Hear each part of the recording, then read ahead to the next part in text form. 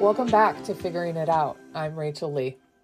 Before we get into today's episode, quick reminder, if something resonates while you're listening, follow the podcast, leave a review, or share it with someone who might need it.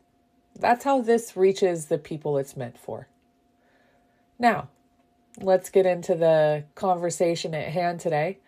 And what I wanted to discuss was something that happens to a lot of people when they start doing personal development work. They become incredibly aware. And nothing changes. The patterns are still there. The reactions are still there. And eventually you start asking yourself, if I can see the pattern, why am I still fucking doing it? And that's what we're going to talk about today. The fact that awareness alone isn't enough. You can be aware as hell and still stuck in the exact same patterns. And that's frustrating because when you start learning about mindset and personal development or healing or whatever language you want to use, awareness feels like the breakthrough. You start noticing things about yourself. You notice the patterns. You notice the habits. You notice the beliefs. And at first it feels empowering. And I actually noticed something like this about myself today. I've always been really good at remembering people's names, things they've told me, dates. My brain just locks on to that type of stuff. And for years I thought that was a personality trait. But recently I started wondering if that ability actually started as a protection mechanism. Like my brain scanning for inconsistencies, paying attention to details so I could see when something doesn't line up. And now that I'm aware of that, I sometimes have to pause and ask myself, is this my intuition talking? Or is my brain running threat detection out of habit? That's the kind of thing awareness will start to show you. But then something weird happens. You become aware and nothing changes. You still do the same things. You still react the same way. You still fall back into the same patterns. And then you start asking yourself another question. Okay, so what now? Because knowing something and changing something are two completely different things. And that gap right there, that's where integration lives. And it took me a long time to understand that. Because for most of my life, I wasn't even aware. I was just living, doing the things I always did, handling things the way I always handled them, figuring things out the way I always figured them out. I was the low maintenance one. I didn't ask for much. I didn't need much. I knew how to blend in. I knew how to take care of myself. And a lot of that came from growing up in a house where my brother needed more attention. Not because my parents were bad parents. My parents were good parents, They were married for 35 years. Both of them worked full-time jobs, part-time jobs if needed. My dad worked constantly to support us. He provided, he did what he had to do. And my mom was a teacher for 30 plus years. But my brother was the one who was in trouble. He was the one who needed more oxygen in the room. So that being said, somewhere along the way, I learned, like a lot of other kids in situations like that how do you become the easy one? The one that can fade into a background, an invisible one, if you will. The one who doesn't cause problems. The one who figures things out. The one who doesn't need a whole lot. And when you grow up like that, you start to take pride in it because you think, man, look how independent I am. Look how capable I am. Look how much I can handle. And I thought that was a part of just like who I was for a very long time. And in December of 2022, a friend asked me a question that honestly kind of stopped me in my tracks. And he said, "Who are you running from?" And I remember answering, "No one. I'm not running from anyone." And I wasn't. At least that's what I thought at the time. But that question did stick with me. And so a few months later, another friend sent me a book by Louise Hay called You Can Heal Your Life.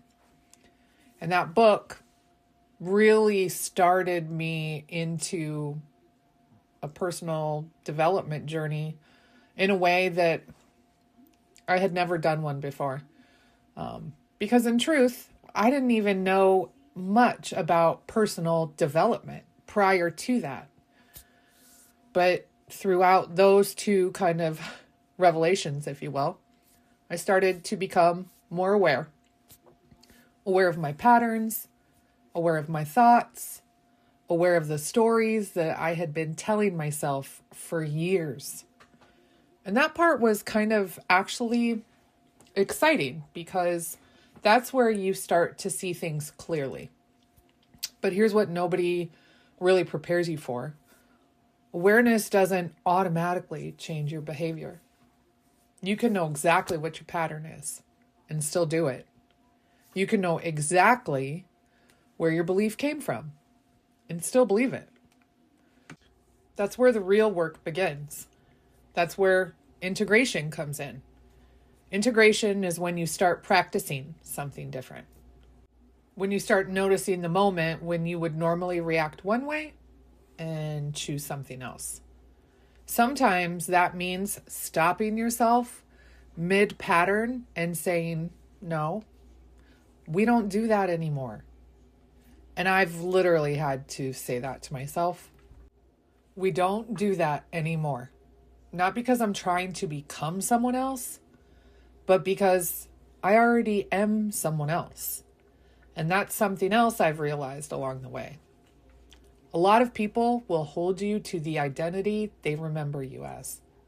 And that can be really frustrating because in your mind, you've done all this work, you've changed, you've grown, but to them, you're still the old version. And that's not their fault.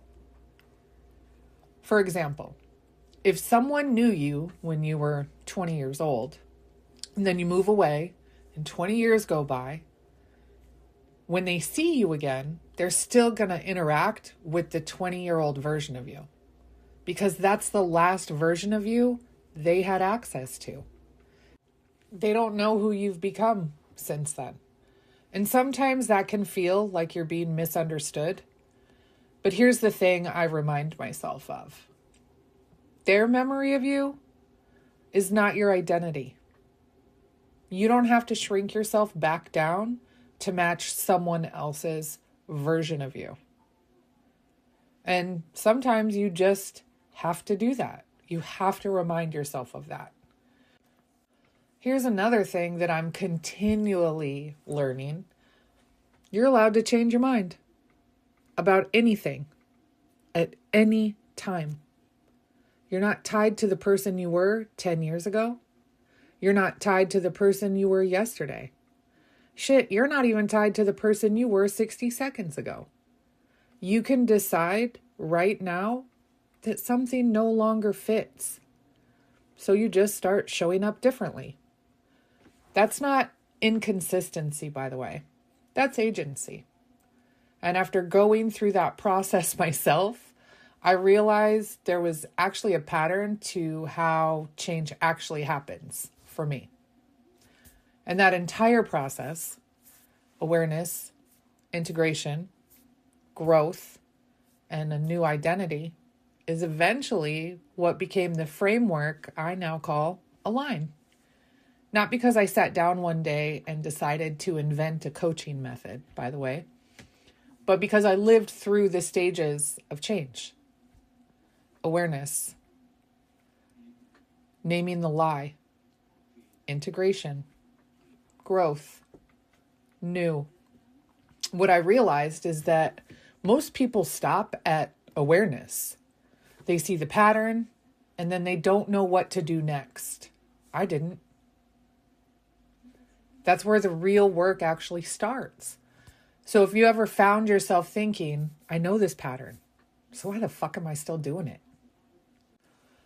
I'd tell you you're not broken, but I believe that's just an umbrella phase for not stating specifically what someone's going through. So what I will say is, you're just trying to figure out your next move. You're just in the integration phase. And that phase takes time.